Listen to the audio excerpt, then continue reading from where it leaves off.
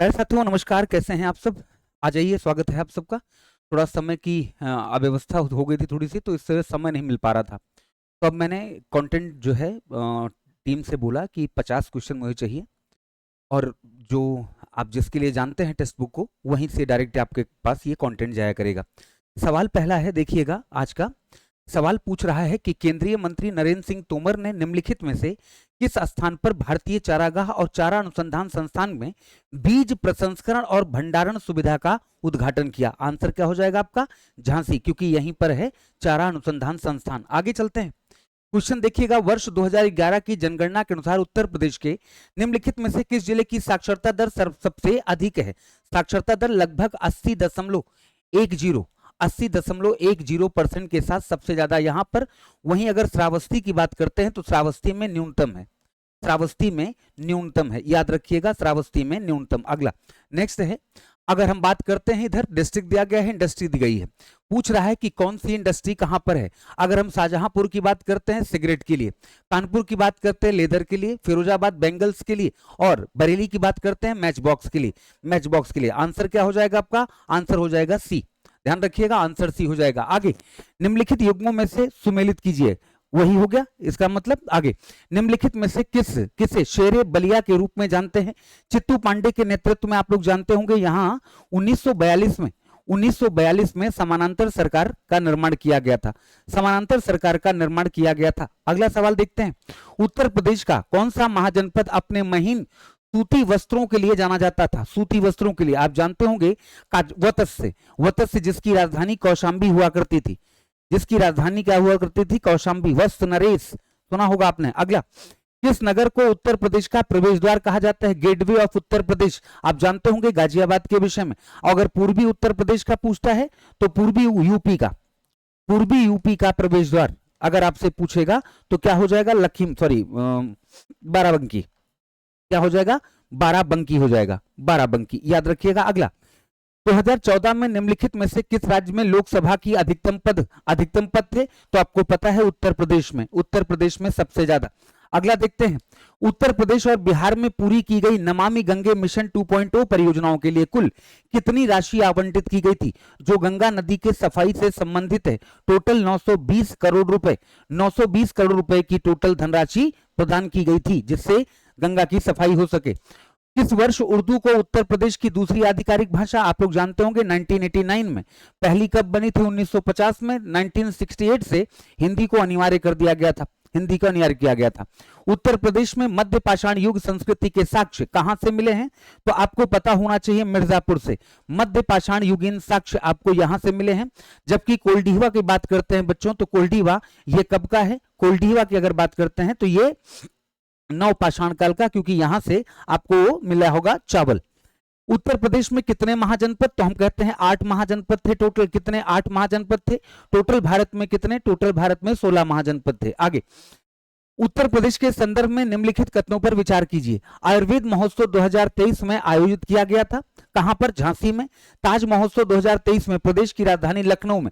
नहीं, गलत है। ताज महोत्सव की अगर बात करते हैं बच्चों, इसका सीधा सा संबंध कहां से है? आगरा से। इसका मतलब गलत है, ओनली वन सही। अगला सवाल, ताजमहल उत्तर प्रदेश के, ये तो जानते ही होंगे, ताज नगरी कहते हैं उसको, हाँ, ताज नगरी कहते हैं। अगला, प्रसिद्ध चिकनकारी कढ़ाई मूलतः किस राज्य से संबंधित है? अगर देखेंगे तो मूलतः ये उत्तर प्रदेश से संबंधित है। उत्तर प्रदेश कई जगहों पर की जाती है, लेकिन चिकनकारी के लिए मुख्य जो है वो लखनऊ शहर है, मुख्य जो है वो लखनऊ शहर है, याद रखिएगा। अगला, प्रसिद्ध चिकनकारी कढ़ाई मूलतः, ये तो वही सवाल हो गया। आगे, इलाहाबाद की संधि के बाद रॉबर्ट क्लाइव ने मुर्शिदाबाद का डिप्टी दीवान किसे नियुक्त किया था? उस समय पर डिप्टी दीवान, ध्यान रखिएगा, मोहम्मद रजा खान, इलाहाबाद की संधि के बाद। इसके बाद आता है उत्तर प्रदेश की राजधानी लखनऊ, आपको पता ही होगा, है ना, आपको पता ही होगा। अगला सवाल, रामभर स्तूप उत्तर प्रदेश के कुशीनगर जिले में स्थित है। यह डॉट है वह स्थान जहां बुद्ध को ज्ञान प्राप्त हुआ, वह स्थान जहां बुद्ध ने अपना पहला उपदेश दिया, समाधि स्थल है और बुद्ध की लेटी हुई प्रतिमा है। तो आप ध्यान रखिएगा, यह समाधि स्थल है जहां भगवान बुद्ध ने अपने शरीर को त्यागा था, आगे चलते हैं, नेक्स्ट। अगला, मूल पशुपालन सांख्यिकी 2023 के अनुसार वर्ष 2022-23 के दौरान किस राज्य में दूध का सर्वाधिक उत्पादन हुआ? दूध का सर्वाधिक उत्पादन हुआ उत्तर प्रदेश, पुनः आ जाइए, उत्तर प्रदेश पुनः आ जाइए। हालांकि इसके बाद कुछ समय के लिए राजस्थान पहले स्थान पर था कुछ समय के लिए, लेकिन उसके बाद फिर से पुनः चीजें बदली थी। सिंधु घाटी सभ्यता से संबंधित कौन सा स्थल उत्तर प्रदेश के वर्तमान सहारनपुर जिले में है? तो ध्यान रखिएगा, आलमगीरपुर मेरठ में है, हुलास क्या हो जाएगा, हुलास क्या हो जाएगा, सहारनपुर में हो जाएगा, सहारनपुर में। जैसे नींबू तथा संतरा नगरी कहते हैं, काष्ठकला नगरी कहते हैं, काष्ठकला के लिए प्रसिद्ध है, ठीक है ना। एक तरफ दिया गया है चंद्रगुप्त मौर्य, एक तरफ है चाणक्य, एक है अशोका और एक है बिंदुसार। इनके बारे में पूछ रहा है, इनके निकनेम की अगर बात करते हैं, सेंट्रोकोटस किसका था, चंद्रगुप्त मौर्य का। अमित्रघात किसका था, बिंदुसार का। विष्णुगुप्त किसका था, चाणक्य का। और देवानाम प्रिय, देवताओं का प्रिय अशोक, देवानाम प्रियदर्शी, है ना। किसका हो जाएगा बच्चों, किसका हो जाएगा? तो सीधे सीधे आंसर हो जाएगा 1 और 2। चंद्रगुप्त का सेंट्रोकोट्स, चाणक्य का विष्णुगुप्त, है ना। अशोका का क्या हो जाएगा, अमित्रघात, सॉरी अशोका का हो जाएगा देवानाम प्रियदर्शी और बिंदुसार का हो जाएगा अमित्रघात। बिल्कुल सही आंसर है। अगला, निम्नलिखित में से कौन सा त्योहार शिक्षकों के प्रति सम्मान और कृतज्ञता व्यक्त करने के लिए मनाया जाता है? शिक्षकों, गुरु पूर्णिमा, साफ साफ लग रहा है आप लोगों को, गुरु पूर्णिमा, गुरु के सम्मान के लिए और उनके प्रति अपनी कृतज्ञता को व्यक्त करने के लिए गुरु पूर्णिमा मनाई जाती है। उत्तर प्रदेश के निम्नलिखित में से किस ऐतिहासिक मेले में हिंदू और मुसलमान दोनों जाते हैं? हिंदू और मुसलमान दोनों जाते हैं। नौचंदी मेला है जो कि कहां पर लगता है, मेरठ जिले में। आपने सुना होगा, मंदिर भी है एक नौचंदी, ये मेरठ जिले में स्थित है, मेरठ जिले में स्थित है। ये हिंदू और मुस्लिम दोनों का त्योहार है, हिंदू और मुस्लिम दोनों का। उत्तर प्रदेश के जौनपुर शहर की स्थापना किसके द्वारा की गई थी?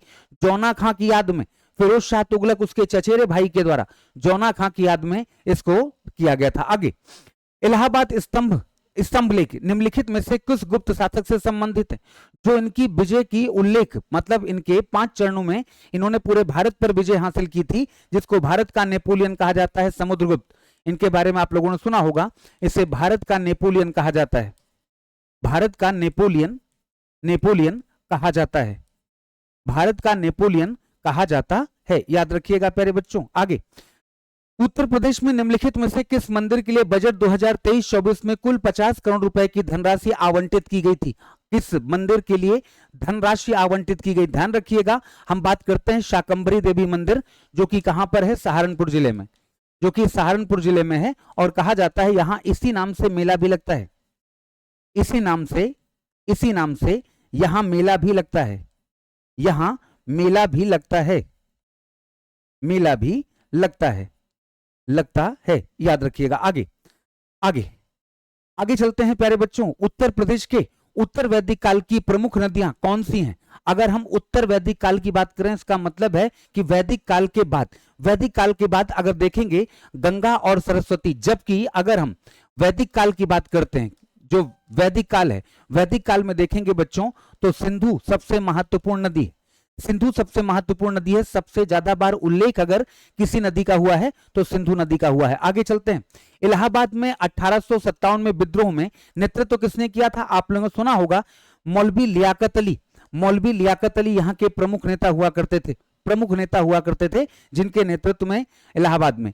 यूपी सीडा का फुल फॉर्म बताइएगा। Uttar Pradesh state development agency, authority, है ना, प्राधिकरण, अथॉरिटी है, ध्यान रखिएगा। Uttar Pradesh state industrial development authority, जो कि उत्तर प्रदेश में औद्योगिक विकास के कार्यों को करने का प्रयास करता है, औद्योगिक कार्यों को करने का प्रयास।